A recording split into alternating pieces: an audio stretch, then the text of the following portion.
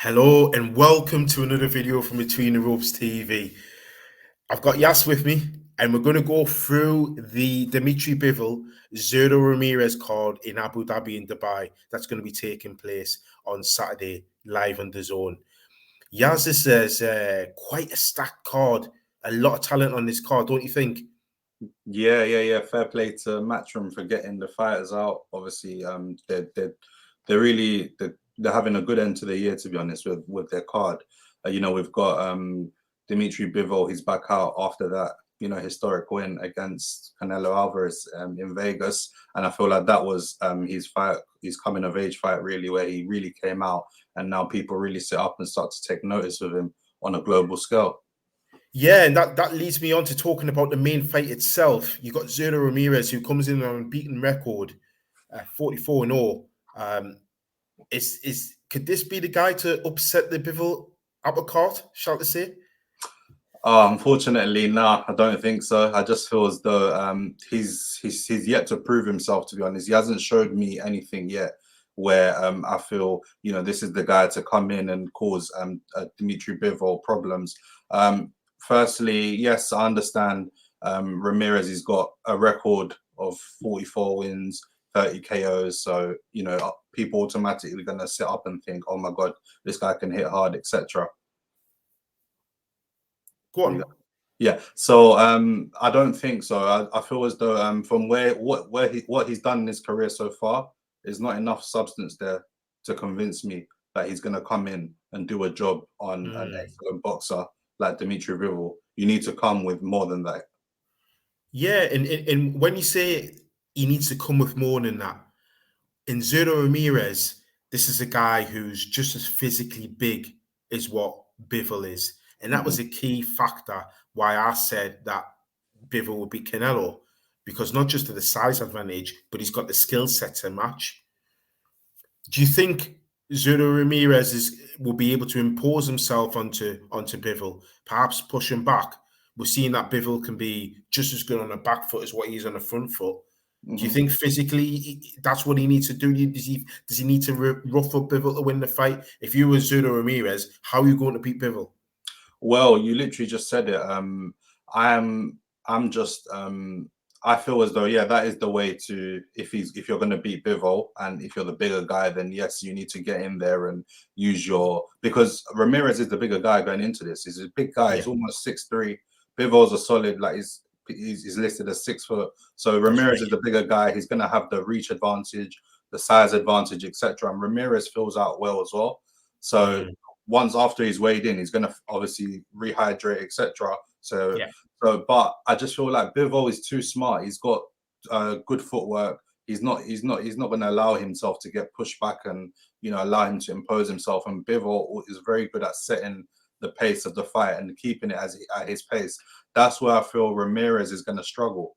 I feel as though he's going to come out. Obviously, this is obviously his ticket to big time boxing. I know we've been talking about that a lot recently, but to beat the guy who's just gone and beat Canelo, what would that, what could that mean? That could possibly set up a fight between Ramirez and Canelo in Mexico. Who knows if that were to happen? But I don't see it happening. Bivol's just too smart and he's too good to get trapped into a game plan like that. And Bivol knows, obviously, to have a fast start. I think he'll start fast. So, overall, give us who you think is going to win that fight. I just think Bivol is going to win quite clearly, and he's going to get a points win. To be honest, I feel he's going to be too sharp. The hand speed is going to be, and he's got a really good jab as well. I really would like to see Bivol put his foot down a little bit more and force a stoppage or something. But I feel as though he's not that kind of guy. He's just so good of a boxer that he doesn't need to worry about that. I feel Bivol will dominate and he'll get a points win. And then it's onwards and upwards for the Bateria fight, isn't it? Next for Bivol, should he get through this? Going down the card, we've got several really good matchups, really intriguing matchups. And the next one for me that's really catching the eye is Zelfa Barrett. He's got an opportunity in the IBF world title against Rakhimov.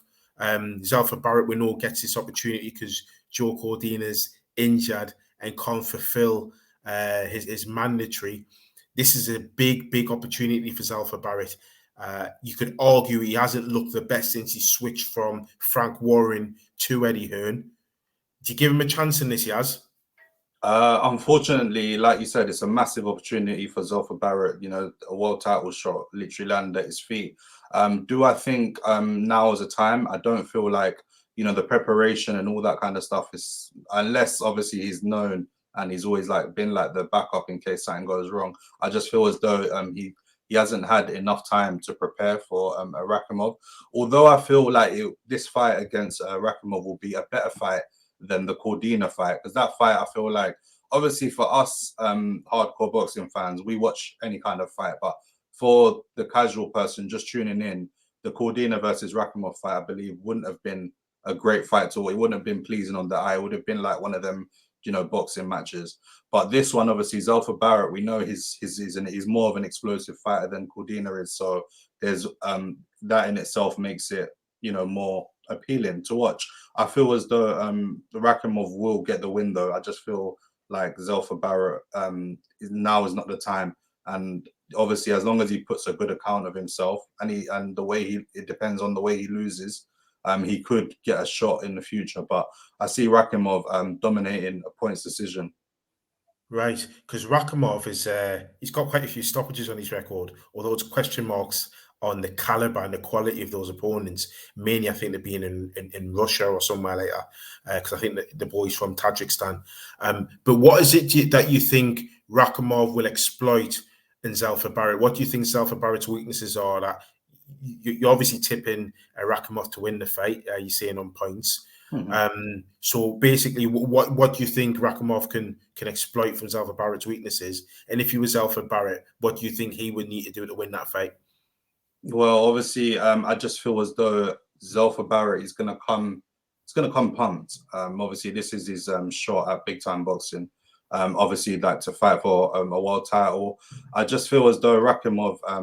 Obviously, he's known. Obviously, he's in line to fight for a world title fight. So mentally, he's going to be prepared. He's been preparing for this for a while now. So I feel like there he may have the edge over Zalfa Barrett.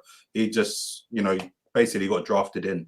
And obviously, going into this fight, I just feel like Zalfa Barrett, I'm not sure if he's ready for this kind of fight. I feel like it's about readiness. Whereas I feel Rakhimov will probably come in with a calmer head, and you know he'll probably put on just try to do the basic fundamental stuff right, and then get the win. Okay, all right then. Moving on, we've got a big female fight, and the female boxing's been the talk of the year, hasn't it? We've got an undisputed fight out welterweight between the holder of all the belts, the holder of all the marbles, Jessica McCaskill, against our very own Chantal Cameron, who's stepping up from 140. How do you see this fight going? Because this has got me really intrigued, this fight. Oh, it's a very intriguing fight. Obviously, it's the undisputed super lightweight championship fight, and it's welterweight, mate. This one. Oh, welterweight. Yeah, sorry, the welterweight fight, and obviously, I believe they're the first to do it in Abu Dhabi as well. So obviously, it's a historic event. We've got two good fighters. To be honest, I'm really intrigued for this fight because both fighters are in a position where they're both fighting for a lot of glory. I see for some reason I see McCaskill winning it. I feel like it's going to be a really entertaining fight. It's going to be quite a fight where both fighters land a lot of shots on each other. It's going to be one of them fights. Who knows? Someone may even get dropped as well. We may see, but I see McCaskill doing just about enough to get her hand raised in the fight at the end of the fight. To be honest, I'm actually really intrigued for this one. To be honest. Yeah, I think McCaskill's record at welterweight speaks for itself, but Chantal Cameron's no mug, no ducker, as they say in the trade. But then Yaz, there's a number of fights on the card, so we're going to quickly run through fighters that people should be keeping an eye on. You've got both your five brothers on the card, so quickly we'll talk about Galal Yafai, WBC International Fly. How do you assess his chances very quickly? Well, obviously, his trajectory in the program is moving at quite a fast rate. Obviously, we know Absolutely. Good He's point. a Yeah. Tokyo. He's a Tokyo. He'd come out the last cycle, gold medalist. So obviously he's one to watch. His career thus far. They've all fights have been finishing quite quickly. He's had 2 fights. This will be his third fight, and he's coming in against Gohan Garcia, which I feel like he's not really gonna give Galal too much problems. I feel like it's a test that he should overcome. How he wins, I'm not sure. I feel as though this the guy that he's going to fight may come. You know, he's going to come there. He's going to be tough. He's going to be give him maybe a few rounds or so. So I'm not sure exactly how he wins, but I do expect him to get the win and continue in his quest to greatness, because I feel as though, you know, he can go quite far in his boxing game. And his brother, Big Yeah, Cal. Kyle also features. I'm not sure who he's fighting, but he features on the card as well. So Yeah, Cal Yafai's up against Gerald Packler. oh, okay, yeah. So Yeah, again, yeah. It's a 10 rounder, mate. yeah. So Back. exactly, that'll Yeah. be good for him to get in there, get some rounds in as well. Obviously, that international experience fighting on, you know, a platform like the Zone, build like a little following, and who knows if he can get a stoppage win, a conclusive stoppage win, that'll be good. But again, I feel like that's just another little run out for him to get some rounds on the bed, keep him active, and you know, keep that the Zone roster going. That's it. That's it. Yes. And overall, this is a quality card. It comes in at a very good time for UK fans as well, with it being in Abu Dhabi. We're getting used to fights being over there. Mm-hmm. It seems to be good for business. And it's good times for us UK fans, as I just said. So, guys, if you agree with Yaz's breakdowns or if you disagree, let us know in the comment section. And we'll see you guys in the next video. There's plenty more content to come this week. Take care, guys.